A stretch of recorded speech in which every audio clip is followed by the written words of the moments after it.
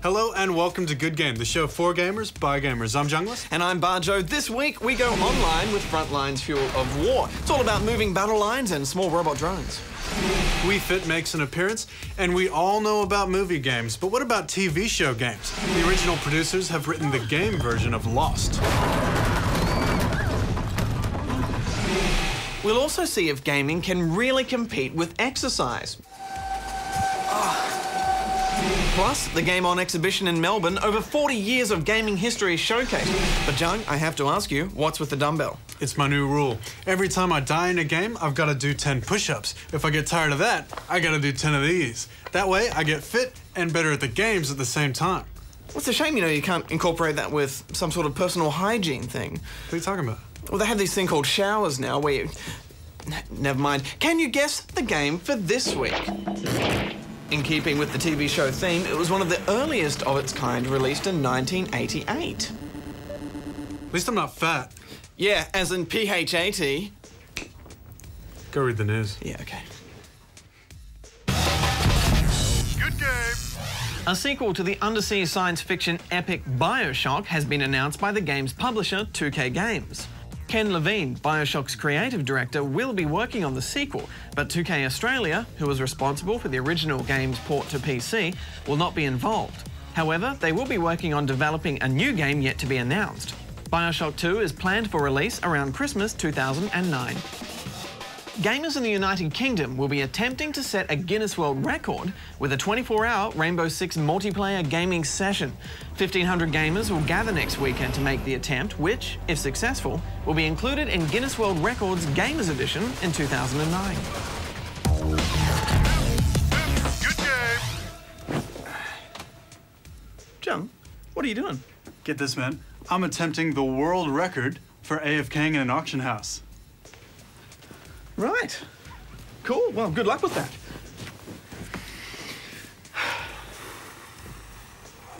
Hey, Badge, have you ever wondered what would happen and who would get angry if the world's oil supply ran out? I was just wondering that right now. Good, because Frontline's Fuel of War for PC, PS3, and 360 just crossed the line into Australia. We reviewed the PC version. Set in the near future, Earth is locked in conflict over the world's dwindling oil supplies. The Americans and the Europeans have teamed up to go up against Russia and China in the fight for the liquid gold, and it's up to you and your squad to defend the oil fields you have and amalgamate the rest. And I think they've done an imaginative job of coming up with ideas for what might happen when the oil actually runs out. The solo campaign feels more like a training ground where you can familiarize yourself with the guns and the vehicles. There's really not much new there. There's no uber-fast Jeep to hurl you into battle, because Frontlines is all about the front line. The addition of drones adds new dynamic to the gameplay. There's air recon drones, fast-track tank destroyers, super missile-shooting Uber minicopters, and our personal favourite, the remote-controlled robot tank. But there was no invert mouse option for the drones, which I found very frustrating, being an inverted kind of guy. You can use the recon drones to spy and tag your enemies, and it's a very futuristic army kind of thing. I had a lot of fun trying to hide my little spy cam, especially as a sniper. But the AI in single player isn't very strong. Enemies will only shoot at your drone if you're controlling it at the time. And if you switch back to your soldier, they'll somehow just lose interest. If you need to regen some health, you can actually drop a drone right in front of you, and the enemies won't shoot your soldier, even if you're standing right next to him. And what's with all the flying hats?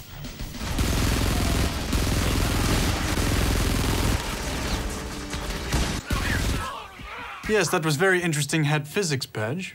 Derelict war zones are your battlefields, and in fact most of the environment is destructible or has some kind of level of damage, which took me by surprise when I thought I had cover only to have it blown away. Jumping online is easy and requires no cumbersome login procedure, but at the time of recording we couldn't actually find any Australian servers, which means we couldn't get a stable ping below 250. Once you do get in the game, you can choose your class and your role. Ground support can repair and build sentry guns. Air support has artillery options.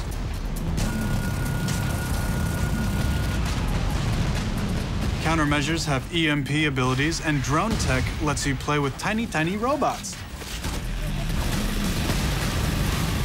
By spending more time fighting and taking checkpoints, you're rewarded with extra weapons and abilities for your role. And this is really good, Jung, because it rewards you for active participation in the battle as opposed to just spending time there. This resets after each round. Yeah, I don't know about you, Badge, but to me, some of the explosions were such a letdown, and the fire effects looked like they were almost 2D. I agree, Jung, but it's scaled down for a reason. Frontlines boast 64-player maps, so it's to keep everything running smooth. But when the artillery's going off and helicopters are flying past and missiles are shooting past your head and there's gunfire everywhere, it really feels like you're in a war zone. And if you thought the artillery fire from Battlefield 2142 was tough to run through, Frontlines redefines death from above. Yeah, Badge, well, you know, I think Battlefield fans who are after a change might find this fight for oil a slick substitute. I should point out there is the occasional graphical issue, and the game won't actually load until you install the latest patch. I'm giving it 7 out of 10 rubber chickens. Yeah, if we had some faster connections, I could definitely see myself getting into this a bit more. Whether it's got the fan base to have a good competitive scene remains to be seen, but there's definitely strategic gameplay potential here. I'm giving it 8 out of 10. Good game.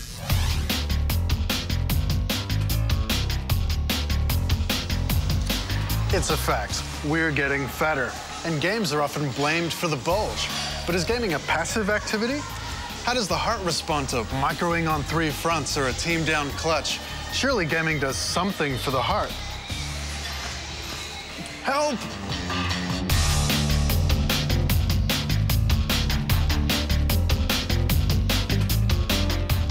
Dr. Spike, thanks for being on Good Game. Can you tell us about your latest study? Yes, we ran an experiment where we were interested in the heart rate changes of players when they were playing a first-person shooter. Did they get physiologically aroused, is what we'd call it. Why did you measure the heart rate of the participants? In the virtual reality area, there's an idea called immersion, which is your engagement, how much you feel that you're in the game rather than outside as a passive observer. Now, how do you measure immersion? You can ask the people, which is a bit of a second-hand way, or you can actually measure their physiological responses to get a feel for immersion.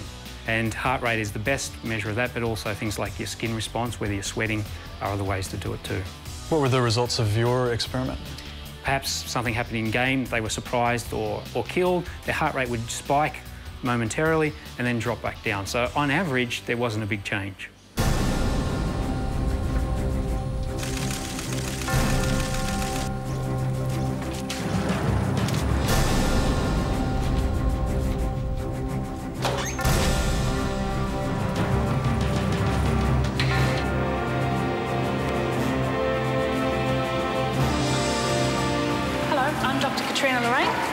To measure your heart rates and look at your exercise rates. These watches are going to react with the heart monitors that we have, and we'll be able to get a readout of your pulse from those. All right. Right? Cool. You got the wide-angle lens on? You might. We're going to measure your heart rates first off before you start exercising. That'll give us a basic rate to work with. 96. 97. I'm 92, man. I would like you to start pedaling now. Oh, this is hard already. I'm up to 112 already, man.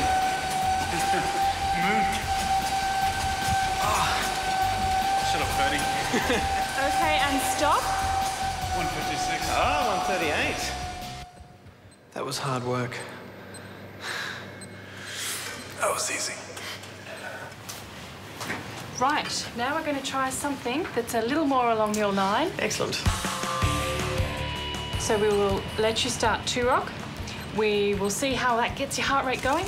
We'll measure you again at the peak of it, 1.5 minutes in, and then we'll see how long it takes your heart rate to come back down afterwards. Your heart rate overall decreased. It was up and down. It didn't get above 95, whereas when you're doing the exercise, it was 133. But I actually have a suspicion that you're more relaxed and calmer playing this because it's what you do so much of the time. We reviewed this one, so yes, I've played it quite a lot. Right. Okay, Junglist, we're going to take a measurement before, we're going to take a measurement after about 1.5 minutes, and then at the end, and we'll see how long it's going to take for your heart rate to come back to what it was at the very beginning. All right. We're ready to start now. Oh.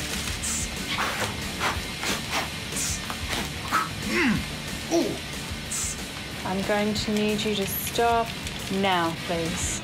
So at the halfway mark, your heart rate was lower than it was when you were doing the exercise, but by the end, it had elevated and your cardiovascular rate was quite high for the amount of exercise you were doing. It did get up to around what it was on the bike eventually. And that was with the boxing game. You probably wouldn't get something with 10-pin bowling.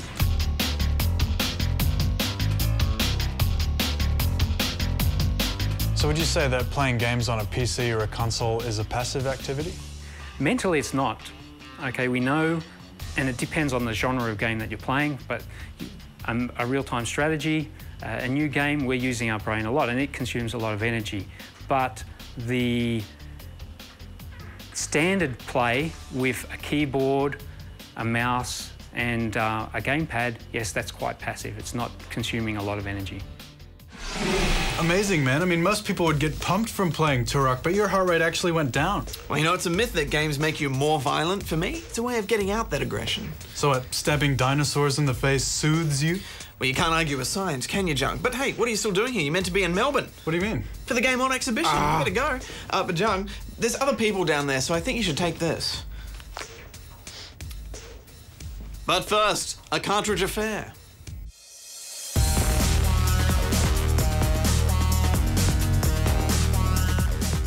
Good evening, viewers. Gavin Hostman reporting. Aperture Science, creator of new portal technology, have been served a class action lawsuit today as a rival company, Wagglemax Technologies, claims Aperture Science have plagiarized their product created as far back as the 1950s. So Wagglemax have submitted the following archival footage as evidence. Now, sir. Can't you think of a more modern way to deal with such a boring task?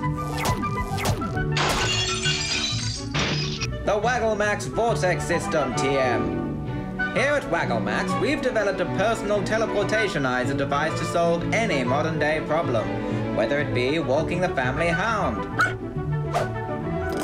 to taking care of Junior while you and the lady wife see a motion picture graph.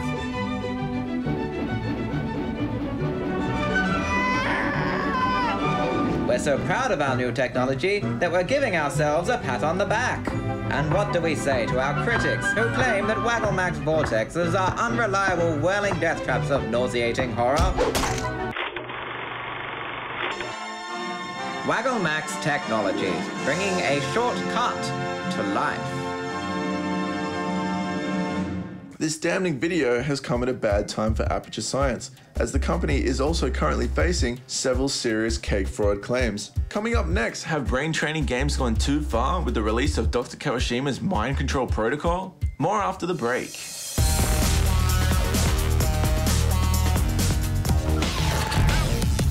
Good game. Paintings, sculptures, even cans of tomato soup all have their place in museums and galleries right across the world. But what about games? I'm here at the Game On exhibition at the Australian Centre for the Moving Image, where they're displaying over 120 games spanning 40 years.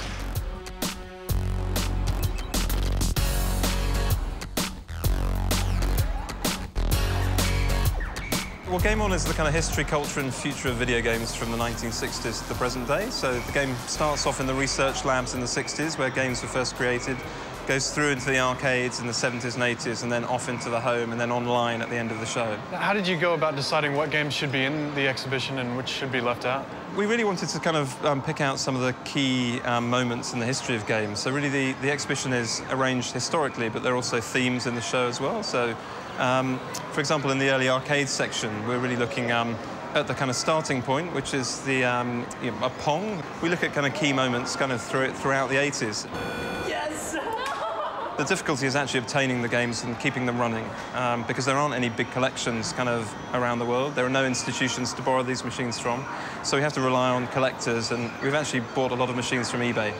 And why do you think that is, that an exhibition like this for games is so rare, whereas other forms of art all have their own place?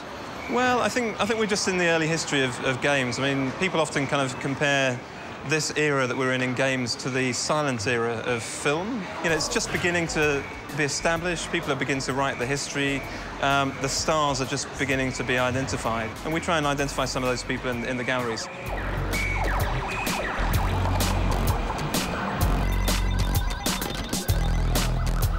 So this is the arcade section.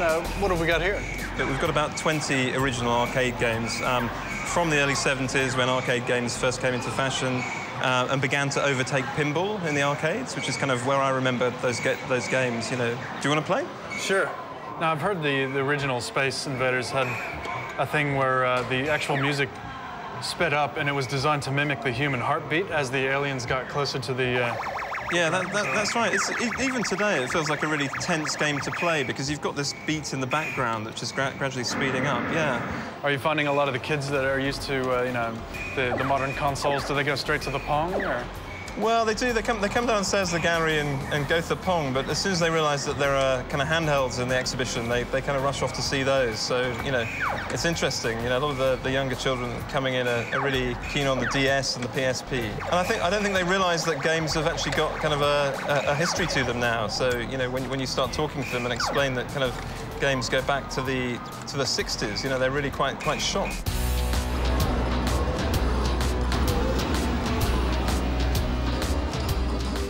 So what's this section? Well, we're in the section that looks at the kind of rise of the home console here. So we're showing the top 10 consoles that we've chosen as being kind of key consoles that have changed the world of gaming. The story starts in 1972 with the Magnavox Odyssey, which is the first kind of home console, which was designed by Ralph Baer. From that, all the way up to the original PlayStation. And in each case, we're looking at kind of key games that appeared on those consoles and kind of drove the sales of the consoles. We've got past visions of the future. We're showing things like the Nintendo Power Glove and the Vectrex Imager. They're technologies that didn't really have a huge amount of success. And then looking at the story now, looking at new innovations. So we're showing the Sony iToy and also some of the latest Nintendo Wii games. Is there a common theme with where the gaming industry is headed in this section? Probably the exciting things for the future are happening online, and the development of machinima, which are little online movies that guild members make, which are a really interesting new kind of user-generated art form. But there's the whole kind of area of modding as well, which is like a really rich part of what online gaming is about. And I think giving the gamer kind of more control over the game architecture itself. And I think that's where the excitement is lying. In terms of the console world, well, who knows? You know, the Power Glove didn't take off, but the Wii is virtually using the same technology. So, you know, let's see what happens in the next 5 years. Quite a lot of gaming there, Jung. Yeah, and you know, it was all playable, so I was happy to see Ocarina of Time there, and Donkey Kong was good schnipping. Wouldn't it be great if our game, the one we're making with you, a pro developer, and giving away a couple of mentorships for as well, wouldn't it be great if that game could be a part of it one day? Well, it could happen. I mean, we're still in the idea stage right now, so if you've ever dreamt of having your idea for a game turned into a reality, have we got the comp for you? All the information is on our website, and there's some hints and tips on game design there as well. You gotta be in it to win it. Who said that? I don't know, but it's kind of lame. Shouldn't you be checking on your little thing? Oh! Good game! In today's age of photorealistic graphics and complex gameplay, it can be easy to take the simpler things for granted. Take this, for example. It's a health bar, and it's probably one of the most important innovations in game design history. Before the invention of these babies, games would usually only let you take one hit before it was game over. But the invention of the life bar meant you could live and play a little longer. It's difficult to say where the whole health bar phenomenon started, but we think it may have kicked off with this game. It was called Attic Attack, and it was released in 1983 by a little company called Ultimate Play the Game, better known these days as Rare. Now, Attic Attack didn't exactly have a health bar, but it did have the next best thing, a health chicken. With your life force represented by a chook-shaped health bar, you had to avoid enemy attack and maintain a balanced diet, or risk turning your health chicken into a bleached-boned carcass. Whilst this was a good start, it wasn't until 1 year later, in 1984, that health bars would really arrive. The game was Dragon Buster, a side-scrolling action game developed by Namco. As the game's sword-swinging hero, you had to fight through an army of snakes, bats, skeletons, and of course, dragons, while your health was represented by a long rectangular gauge of mystery. It was a health bar, the first real one to appear in a video game. As you took damage from your fire-breathing enemies, your blue vitality bar would shrink and turn red. Too much red, and it was game over. In the wake of Dragon Buster, health bars sprung up everywhere, in all shapes and sizes. In the mid-80s, classic games like Castlevania, Kid Icarus, and many more adopted the health bar as their survival mechanism of choice. And they became particularly popular with martial arts games like Kung Fu Master and Yayar Kung Fu. In 1986, Nintendo gave the health bar a heartfelt redesign with this. The Legend of Zelda was innovative in that it allowed you to increase the size of your health bar as the game progressed. And if you let your health get too low, it also did this.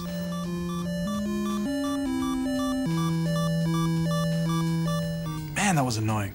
In 1987, the health bar was featured in Capcom's first attempt at creating a one-on-one fighter called Street Fighter that didn't really take off on its first attempt. It wasn't until 1991 and the release of Street Fighter II that the health bar soared to new heights of popularity and influence. Spurred on by their phenomenal success, health bars once again took the games industry by storm, appearing in thousands of games ranging from the very worst to the very best.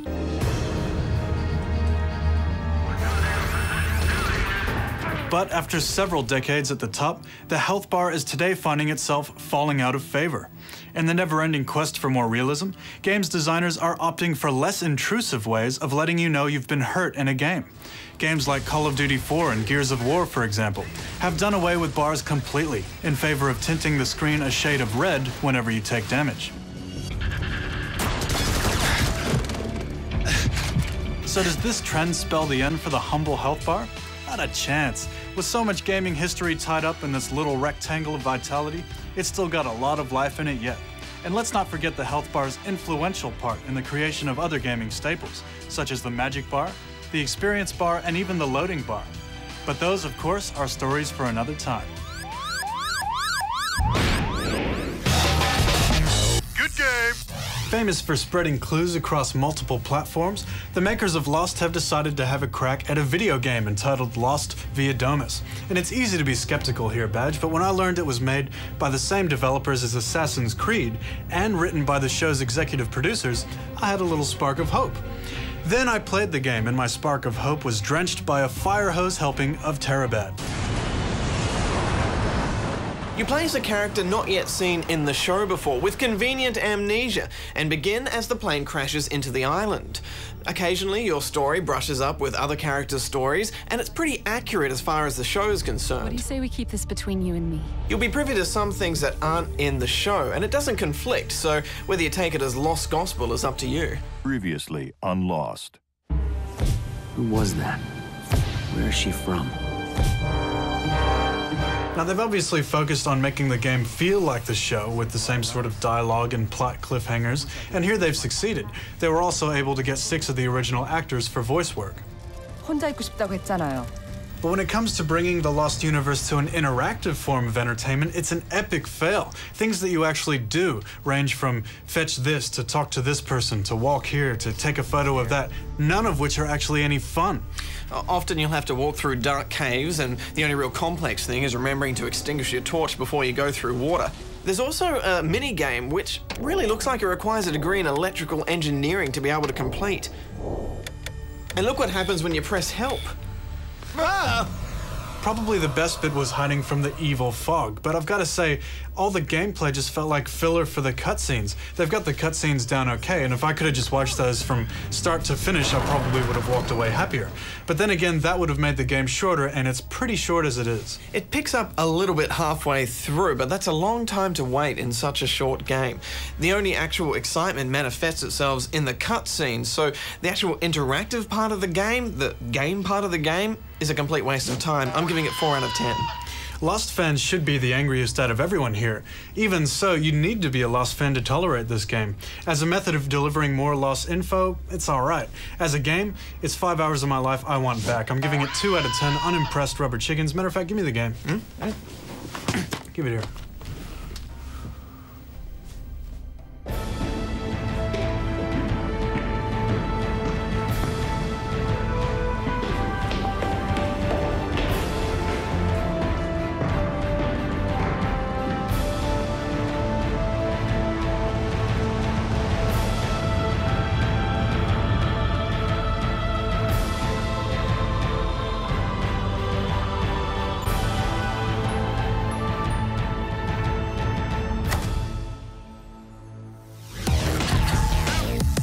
Good game.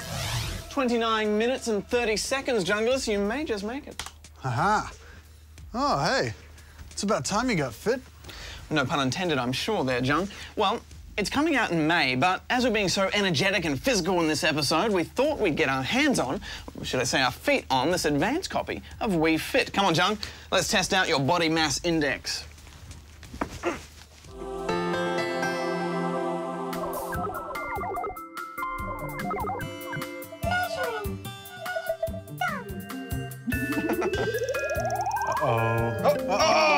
Overweight!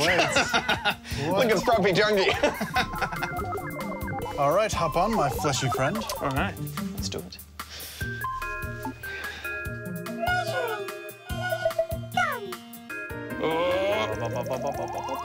Oh, 27.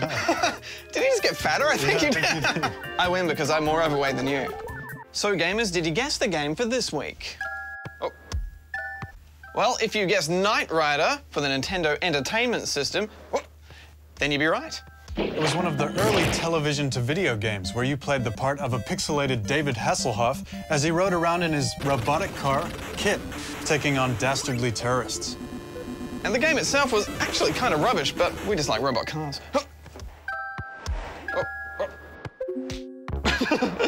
Junglist, you know what you have to do. All right. Next week, something big on the show. It starts with a K and ends in a Ratos. God of War was a masterpiece on the PS2, but can this Ghost of Sparta go portable?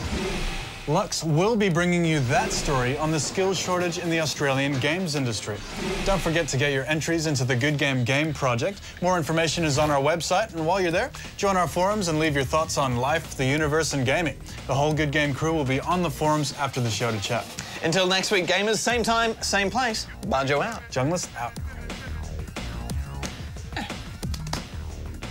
Whoa, where are you going? Gotta go to the game edge. It awaits. No, my world record attempt. I'm 23.5 hours off it.